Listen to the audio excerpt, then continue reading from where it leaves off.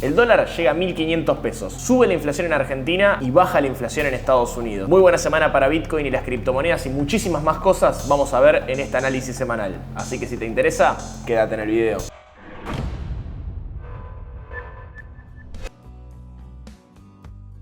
Buenas a todos, ¿cómo están? Como verán, no estoy en mi casa, les pido disculpas, voy a intentar no gritar mucho porque son las 2:30 de la mañana y si no me van a echar a la mierda y tengo que quedarme un par de días más acá. Así que por mi bien voy a tratar de hablar no tan fuerte. Me cuesta un montón, los que me conocen saben que grito todo el tiempo. Estoy de viaje en este momento, estoy en Estados Unidos. En unas semanas es la conferencia de Bitcoin más importante del mundo, acá en Nashville, en Estados Unidos. Y obviamente, como todos los años, trato de concurrir, así que es por eso que estoy acá. Improvisé este setup y quería traerles este análisis semanal para no fallarles y poder traerles lo más actualizado como hacemos todas las semanas. Así que suscríbete, que estoy acá en Estados Unidos, 2:30 de la mañana. Mañana podría ir a la playa, pero me voy a levantar tarde por hacer este video, que me encanta hacer porque me debo a ustedes, ya lo saben. Así que sin dar muchas más vueltas, y mientras ustedes se suscriben, porque miran todos mis videos y no se suscriben algunos, vamos a empezar. Día lunes, en la previa a la firma del Pacto de Mayo se aprobó la Ley Bases y obviamente con la Ley Bases el paquete fiscal. Ambas fueron promulgadas y ya entraron en vigencia y fueron oficializadas mediante el boletín oficial este 8 de julio. Así que los monotributistas, a pesar de que aumentaron las cuotas de pago de monotributo, aumentaron las escalas y a los que nos estábamos por pasar ya a autónomos,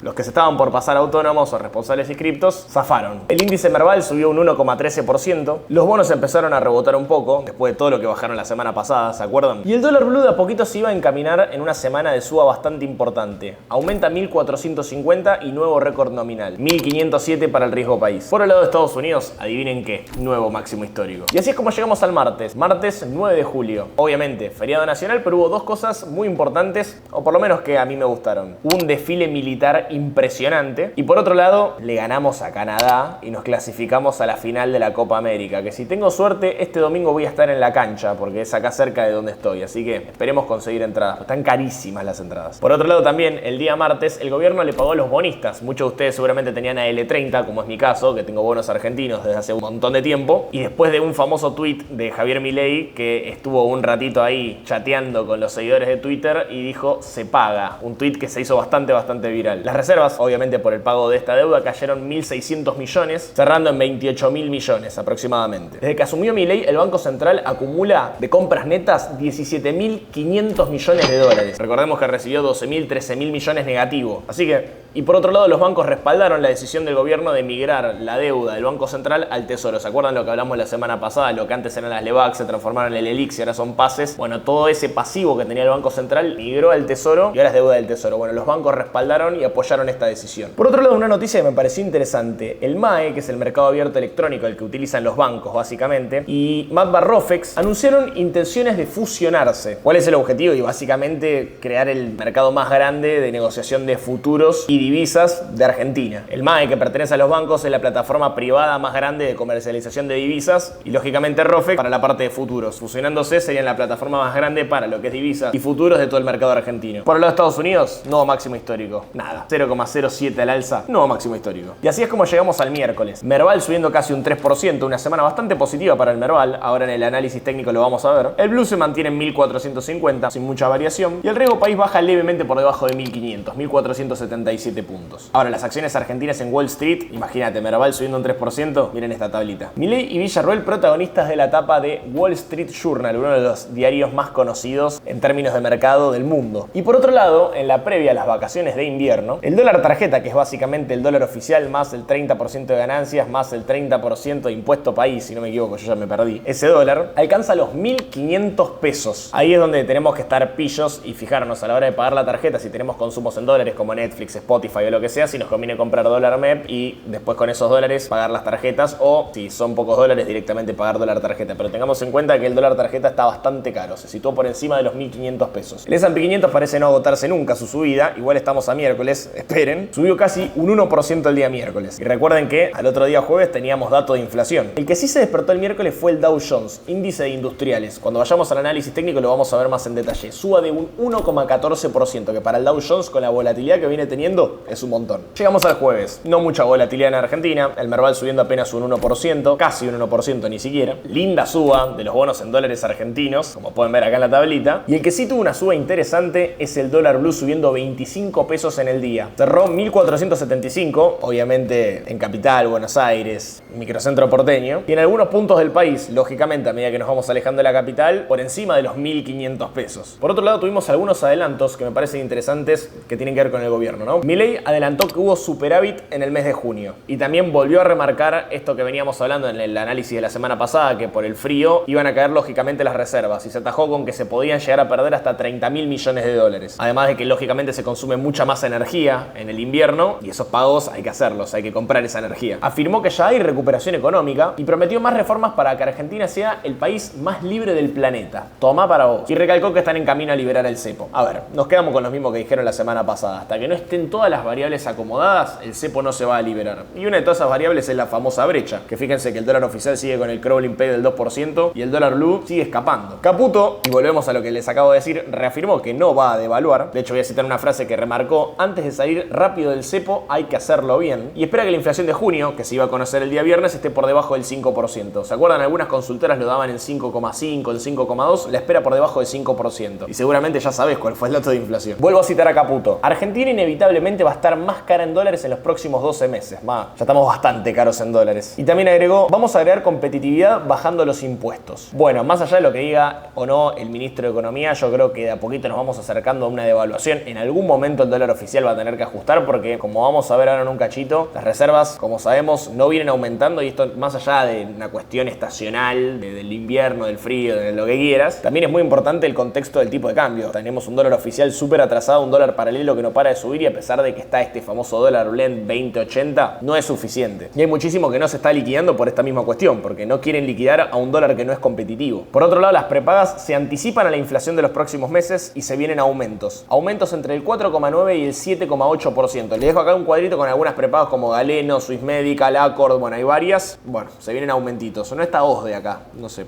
qué pasó. Pero seguramente también se vienen aumentos, ya me la veo. Por otro lado, el ministro de Economía anunció que en el blanqueo que se aprobó en la famosa ley bases, los bancos van a estar obligados a aceptar cualquier tipo de billete, cara grande, cara chica, manchado, roto. Bueno, eso está bien, qué sé yo. Deberían aceptarte los dólares como en cualquier parte del mundo. Yo estoy acá en Estados Unidos y te aceptan cualquier billete grande, chica, mediano, roto, aplastado. Son todos los mismos billetes. La verdad es un curro de Sudamérica, no de Argentina, de Sudamérica en general. Bueno, en Europa también son bastante quisquillosos. Creo que los únicos que no son quisquillosos son los estadounidenses. Por otro lado, conocimos el dato de inflación de Estados Unidos, que se esperaba que dé 0,2, terminando 0,1, y la inflación interanual se sitúa en el 3%. Estamos a un 1% de lograr el objetivo, de que logren el objetivo. Yo no soy estadounidense. De que logren el objetivo del 2%, famoso objetivo de 2%. Sin embargo, no gustó mucho al mercado. El S&P 500 hizo máximo histórico el miércoles, pero terminó cerrando negativo 0,78. El Nasdaq bajó más de un 2%, pero adivinen quién fue el único que cerró positivo. El Dow Jones, 0,18% al alza, que es el que hizo que el S&P 500 no se haga pelota. Si el Dow Jones bajaba y el Nasdaq bajaba, chau.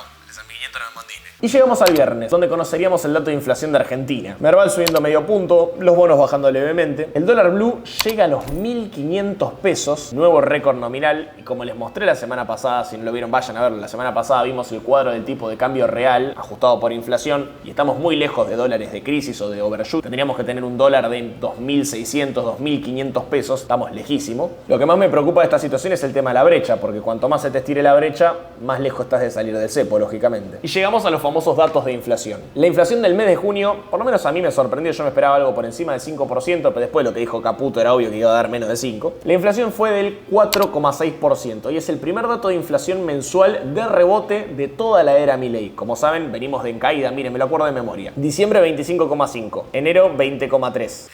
Febrero 13,8, marzo 11, abril 8,8, mayo 4,2, junio 4,6. Primer mes de suba. Acumula un 271,5% en el interanual, mamita. Y el presidente Javier Milei junto al ministro Toto Caputo destacaron y obviamente anunciaron que la tendencia va a seguir a la baja, y estas cuestiones pueden ser que un mes tengamos un rebote, pero que la tendencia va a seguir siendo a la baja. Y sí, ¿qué te van a decir? Les dejo por acá un cuadrito de la inflación en el mes de junio de diferentes países de América del Sur. Como podemos ver, Colombia tiene un interanual del 7,18, Ecuador 1,18. Bueno, podemos ver la interanual de diferentes países. El que más alto alto está es Venezuela, con un interanual del 51,4%. Y miren nosotros, boludo, 271,5%. Qué bárbaro. Y acá un poco lo que veníamos hablando, ¿no? Sigue creciendo la brecha, el dólar blue por encima de los 1.500 pesos. El campo no liquida, más de 13.000 millones de dólares hay en silobolsas. Y los argumentos de la no liquidación son siempre los mismos. El tipo de cambio, precios internacionales, costos. Y para mí la más importante, la expectativa de unificación y salida del cepo. ¿Para qué voy a liquidar este tipo de cambio si probablemente unifiquen? Obviamente va a ajustar para arriba y me va a quedar un tipo de cambio más competitivo. Esa expectativa hace de que vos hoy no quieras liquidar esperando un mejor precio en el futuro. Otros datos que se conocieron lógicamente con el dato de inflación, hay un montón. Pueden ir a la página del INDEX, se descargan el informe y tienen un montón de información. Pero una que me pareció interesante, una familia tipo sin alquiler en junio necesita 873.168,77 para no ser pobre. Un 2,6% más que en el mes de mayo. Por el lado de Estados Unidos, el S&P 500, nuevo máximo histórico, bichis. Y adivinen quién también hizo nuevo máximo histórico. El Dow Jones. Índice de industriales. ¿Cuánto lo esperamos en este análisis, no? Así que, en resumen, el dólar blue, nuevo récord nominal. 1.500 pesos por dólar y parece no tener freno. A pesar de que todavía no es un tipo de cambio, no es un dólar de crisis de overshooting. Es un dólar que empieza a ponerse medio carito, teniendo en cuenta que hace pocos meses estaba a 1.000. Subió un 50% en un mes y medio, 2 meses. Tuvimos el primer rebote después de 5 meses de inflación a la baja. ¿Se acuerdan? 25, 20, 13, 11, 8,8, 4,2. Primer mes de rebote, 4,6. La inflación de Estados Unidos sigue bajando y se sitúa en el 3% anual, ¿no? Qué difícil que es decir esto cuando nosotros tenemos un 4 mensual y ellos tienen un 3 anual. Tenemos 271 anual.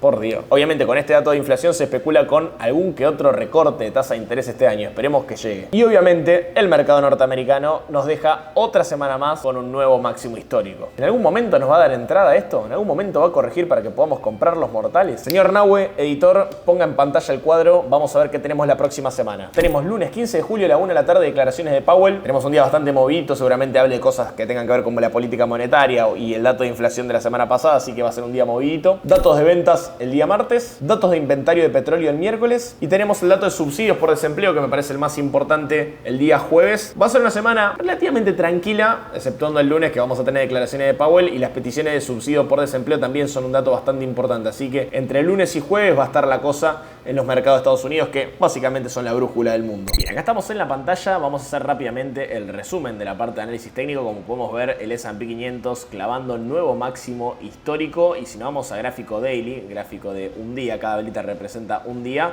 podemos ver el máximo histórico que clavó el día viernes y después su posterior corrección cerrando en el área de las 559, 560 puntos aproximadamente para el SPY. Nuevo máximo histórico para el S&P 500, esto ya no nos sorprende. Vamos a ver qué es lo que sucede en la semana que viene. Como podemos ver acá abajo en el indicador, no tenemos señales de divergencia. Vamos a ampliar un poquito, ahí lo tenemos. No tenemos señales de divergencia por el momento. Así que todo apunta a que la próxima semana siga siendo una semana positiva. Vamos a ver hasta cuándo, ¿no? Vamos a pasar rápidamente al Nasdaq. Vamos a ver primero el gráfico semanal.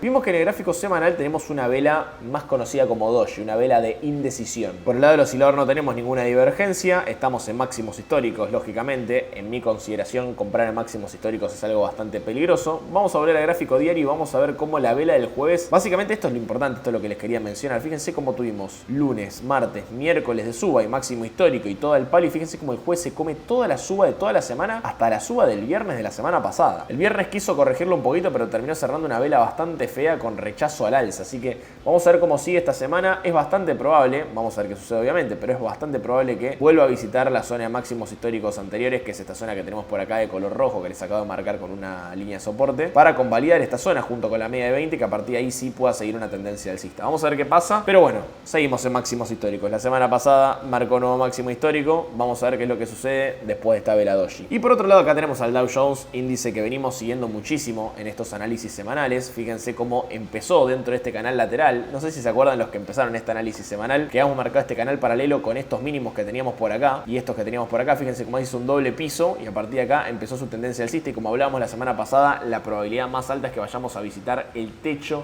de este canal alcista que hace mucho que el Dow Jones no visita, a pesar de que, como podemos ver, hizo nuevo máximo histórico después de bastante tiempo. Por el lado de Argentina, acá tenemos el gráfico semanal. Fíjense cómo después de la semana pasada que habíamos tenido esta vela martillo, que una vela martillo no, parece una espada, una cosa media extraña, pero logró cerrar por encima del promedio de 20, que es un promedio que siempre nosotros seguimos y le vamos dando seguimiento. Esta semana cerró nuevamente por encima de esta media móvil y reconoce o parece reconocer este soporte en los $1.150, actualmente $1.196. En lo personal yo creo que este es soporte para el Merval en dólares y creo que a partir de acá vamos a ver cómo se van dando las semanas, pero por análisis técnico deberíamos empezar nuevamente una tendencia alcista en búsqueda de los $1.400 para el índice Merval. Obviamente que el Merval depende de muchísimas cuestiones políticas que ustedes ya saben, no se las voy a venir a explicar acá, depende de muchos drivers y de muchos factores, pero simplemente guiándonos por la parte de análisis técnico es bastante alentador el panorama. Veremos qué es lo que sucede la semana que viene. Tuvimos algunos momentos de felicidad esta semana, momentos bastante largos. Por ejemplo, acción de Mercado Libre que tenemos en nuestro portafolio de jubilación. Fíjense la excelente semana que tuvo, rompiendo la línea de tendencia bajista en semanal al alza. Vamos a ver si puede respetarlo la semana que viene y cerrar por encima nuevamente, porque fíjense que las pocas veces que estuvo por encima de esta línea de tendencia bajista, nuevamente se puso rápidamente por debajo, pero parecería querer romper al alza, salir y poder volver de nuevo a la zona de máximos históricos. Eso es lo que yo personalmente estoy esperando para Mercado Libre. Así que excelente semana. Y otra que tuvo una muy buena semana, que también tenemos en nuestro portafolio de jubilación, es AMD, empresa que venimos comprando hace bastante.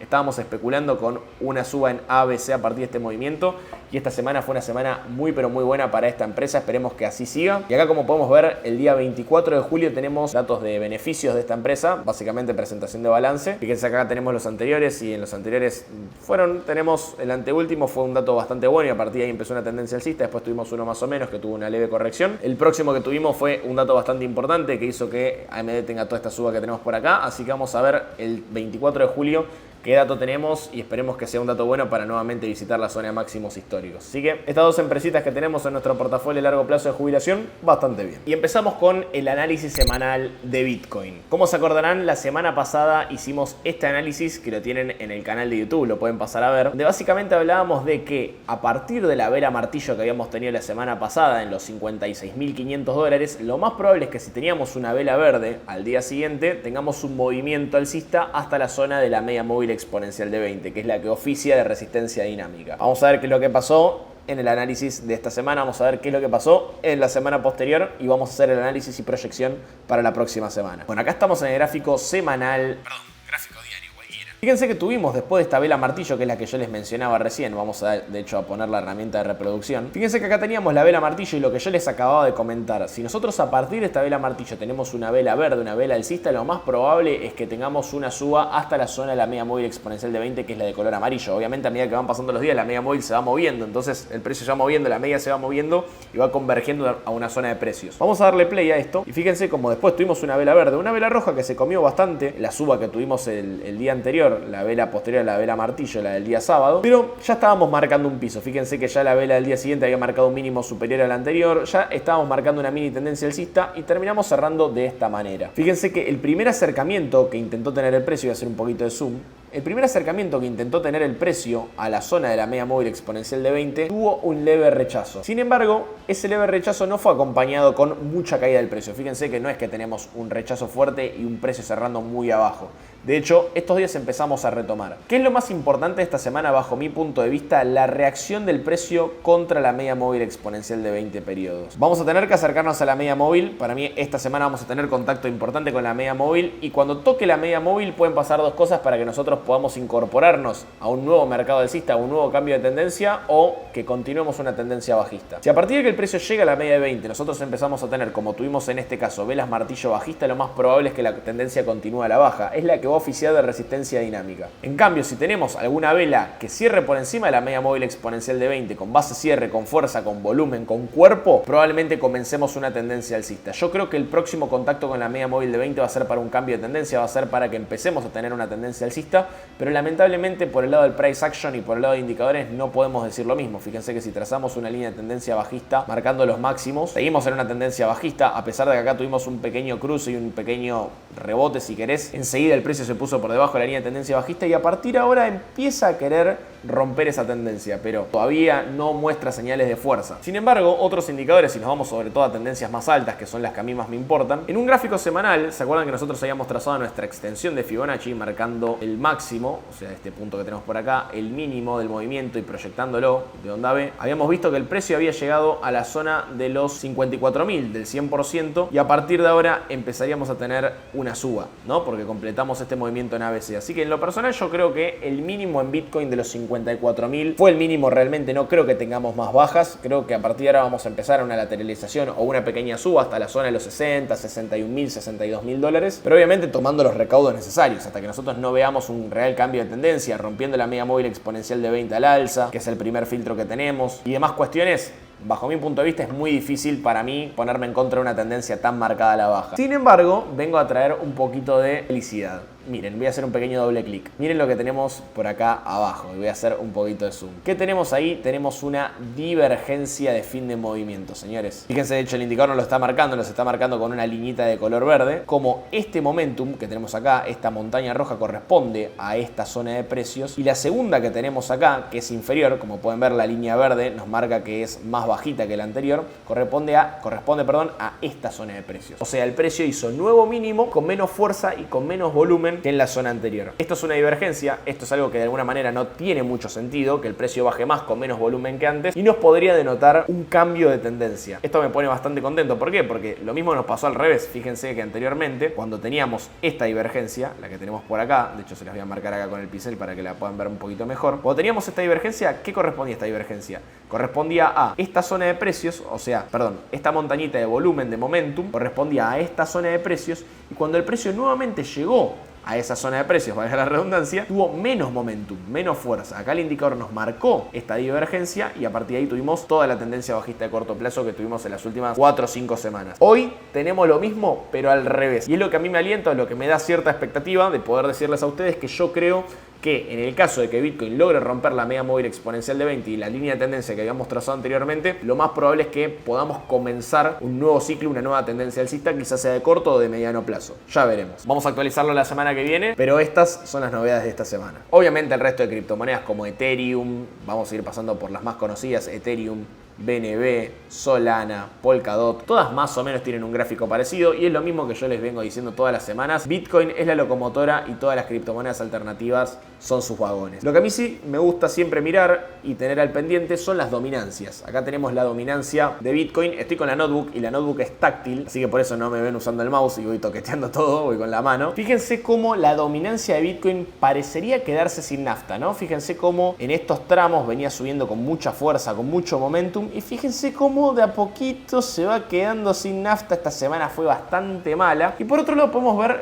todo lo contrario en las criptomonedas alternativas. Fíjense el momentum y la fuerza que tenía la baja, la dominancia de las criptomonedas alternativas y como que quiere empezar a aflojar con tanta baja o por lo menos con la violencia que venía teniendo la baja de la dominancia de las criptomonedas alternativas. La que se pone más lateral es Ethereum. Ethereum sigue en su rango lateral, pero a priori, viendo los gráficos de la dominancia de Bitcoin y de la dominancia de las criptomonedas alternativas, podemos empezar a notar, miren esto creo que lo deja bastante claro, una mini tendencia bajista, se las voy a marcar acá y en gráfico diario se va a poder ver bastante mejor. Miren cómo empieza a haber una pequeña tendencia bajista en la dominancia de Bitcoin y todo lo contrario en la dominancia de las criptomonedas alternativas. Fíjense la fuerza con la que venía cayendo y miren cómo de a poquito como que se va agotando esa tendencia bajista. Nada, se los quería traer para tenerlo en cuenta, para que estemos atentos. ¿Qué significa esto? Bueno, yo ya lo he explicado muchísimas veces. La dominancia de las criptomonedas alternativas, de Bitcoin y demás, significa la cantidad de dinero que hay en una o en otra. Si la dominancia de las criptomonedas alternativas empieza a tener una tendencia alcista, como parecería que estamos por empezar a tener, es posible que las criptomonedas alternativas, en el caso de que Bitcoin tenga una suba como la que venimos hablando, suba más que Bitcoin y tengamos más más de estas famosas altcoin season. Todo lo contrario si la dominancia de Bitcoin sube. Bitcoin va a subir más que las criptomonedas alternativas. Así que nada, lo quería traer como para tenerlo, para que ustedes lo vean, porque me parece que es un dato importante de cara a saber en qué tipo de criptomonedas nos paramos para aprovechar el posible bull run que venga a fin de este año, principio del año que viene. Hasta acá el video del día de hoy, espero les haya gustado, les haya servido. Si fueron, no olviden dejarme un like, que me sirve un montón para seguir trayendo contenido como este, y perdón por la desprolijidad, quizás el audio no es el mejor, la luz no es lo mejor, pero es como me pude armar. Son las 3:15 de la mañana, me voy a ir a descansar antes de que me echen del edificio. Muchísimas gracias por verme como siempre y nos vemos en el próximo video. Chau chau.